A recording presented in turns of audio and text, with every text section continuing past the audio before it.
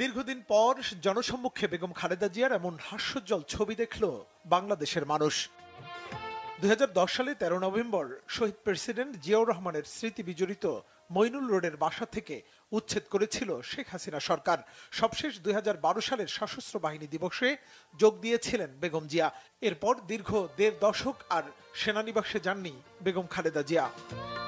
জুলাই আগস্টের গণ আন্দোলনে স্বৈরাচার শেখ হাসিনার পলায়নের পর বদলেছে প্রেক্ষাপট। স্বৈরাচার মুক্ত নতুন বাংলাদেশে এবার সশস্ত্র বাহিনী দিবসে হুইল চেয়ারে করেই সেনাগঞ্জে পা রাখলেন 3 বারের সাবেক প্রধানমন্ত্রী বেগম খালেদা জিয়া।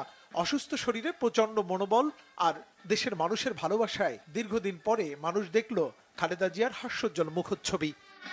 অল্প সময়ের বক্তব্যে বেগম খালেদা জিয়ার প্রসঙ্গ তুলতে ভুললেন না প্রধান উপদেষ্টা অধ্যাপক ডক্টর মোহাম্মদ ইউনূস।